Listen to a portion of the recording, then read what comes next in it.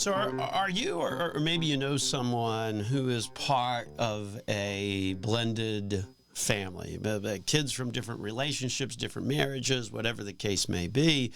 There's a lot of pitfalls that can land at your doorstep if you have not figured out your estate planning properly. And let me tell you, estate planning in a blended family does get very complicated, and that would be Rob's laughing next to me. That would be an understatement, right? True. Estate planning in a blended family is complicated. I mean, we laugh about what you see on Netflix and the commercial with the cat, but those things really do occur. People really get adventurous when they're trying to decide where money's going to flow to, but more importantly, they don't realize that the way they may have it structured is not going to have the money flow the way that they think or had wanted. A lot can happen on the way to the grave, if you will.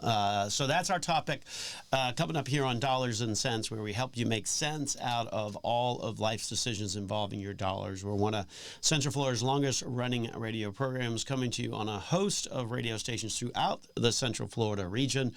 Also a top 25 financial planning podcast on the big wide world web. Once you find us on your particular podcast channel, make sure you subscribe to us, and then that way you'll get notified when we have new content. Any trouble finding our channel on your favorite platform, go to our website, nelsonfinancialplanning.com, and you'll see the icons. Click on them, and it'll get you immediately connected on over. My name, of course, is Joel Garris, certified financial planner, certified financial fiduciary. Joining me on the program this week, Rob Field, also a certified financial fiduciary and a National Social Security advisor. Welcome again to the program, Rob. We got lots to talk about in this segment, don't we? Yes, we do. Many families still kind of have this traditional mindset, and not to say that the traditional family is gone. There's certainly plenty of traditional families out there. But, if we think of that traditional family, husband, wife, and they have kids, husband dies, because more often than not, let's face it, it's the guy that goes first, okay? Wife gets the money, and ultimately then wife dies, and it just goes directly to the kids. Easy peasy, could not be simpler. But along the way, there is a lot of different things that can happen beyond that traditional estate plan. Right. I mean, the traditional, as you mentioned, is husband, wife, they've got kids. Husband or the wife passes, they leave it to the spouse. Spouse runs along, she wants to leave it to the kids. But then if for some reason or another you interject another party, there's a divorce or there's a death, everything changes. The exact structure that you have in place is not necessarily going to flow. Well, and that's where the wrinkles start to come into play, right? So let's say husband passes away, wife decides to get remarried, any of those kinds of things, anything that involves a subsequent marriage is really going to change things dramatically. And I'll tell you, we see this all the time. I mean, if there's a divorce or a death, we have seen many instances where within a year or so, someone's getting remarried. Particularly, we see it with passings, with deaths. And I mean, what's also kind of strange about it is it's usually like reverts back to like the high school girlfriend or something like that.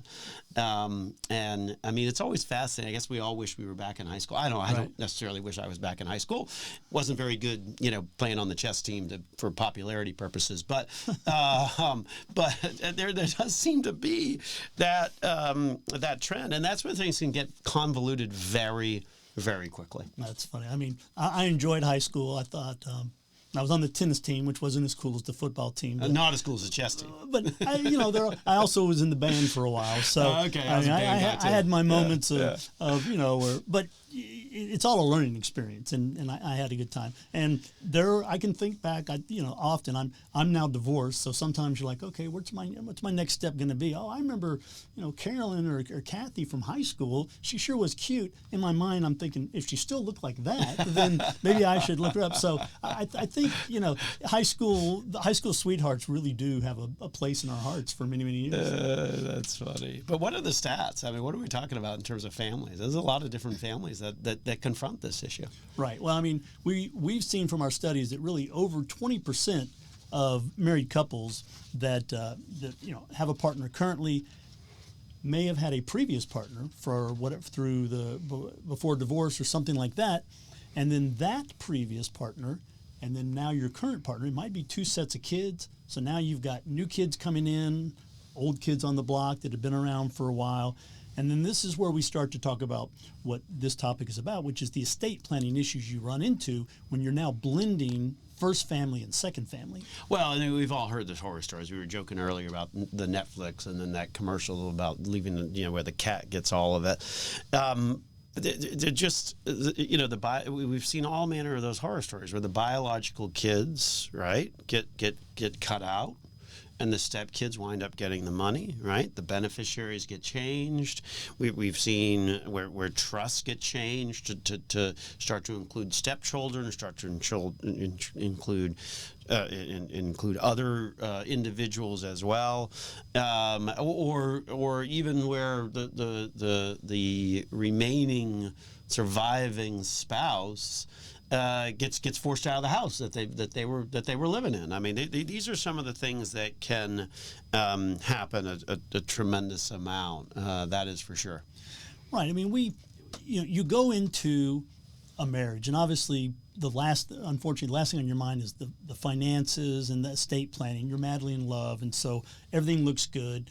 You're talking back and forth, just kind of sort of at a 20,000-foot level, and we'll do it that way. That'll be great, but if it's not spelled out, or if things start to go amiss, or if the second marriage is suddenly not really built on the love, but it was somebody who kind of found a way. I don't want to go into great detail, but in our family we experienced that where had a grand. This is a personal story. The whole for lack of a better description, it's the old gold digger story, if you will. Right. I mean, it's one of those things that everybody is going to experience. Everybody's got moms and grandparents, and I had a grandfather who was truly a ladies' man, was just wonderful with the women, and his wife passed and he wanted to get remarried, and he was courted by a woman that was a little bit younger than him, and she doted on him, and he just thought that was great. And then immediately he was forced to sell the house that he was currently in, which would have gone half to my mom and half to my uncle, and then got into a new house that's solely in her name, and then assets that were distributed, going to go down to a certain side, were suddenly re-registered, and then there were some younger kids that came in with the new blended family, and it spun out of control terribly. And once it's at a point, and then my grandfather passed, there was nothing we could do about it. Yeah, and that's the point what we've talked about previously on the show is once you change the beneficiary, once you change the registration, that's gonna go to whoever you've named subsequently. It doesn't matter whether you've got a will or even a trust that says something totally different. If you change the beneficiaries or you change the registrations, I mean that can really undermine things very quickly. So what are the three primary tools in the tool shed, if you will, for folks that find themselves in this blended family situation, and we're going to break down each one of them. So what are the primary tools? Just the basic three that you're going to want to consider and kind of keep as an option somewhere down the road would be, first of all, a trust. You got specified instructions of how you would want money to flow. The other one that we do a lot here would be leaving a specific amount to a specific person. So now you're saying in writing, this is what I want to happen. It's listed on the investment. There's no argument, would bypass probate. And then it's very important to think in terms of, do you need a prenuptial agreement? Might you need a postnuptial agreement? Those are the three things that certainly should be addressed. Well, that's a lot to break down. I mean, when we think about a trust is basically a contract. It spells out specific terms. So in the event of a blended family, each spouse having their own trust and having that trust relate to their own assets then helps to kind of divide things up. But there's a real crucial element when you're working with a trust that you must do, and we'll tell you what that is after these words. So return back here on Dollars and Cents with Joel Garris and Rob Field of Nelson Financial Planning to find out what that is that you must do with a trust in order to make it effective. Coming up next after these messages.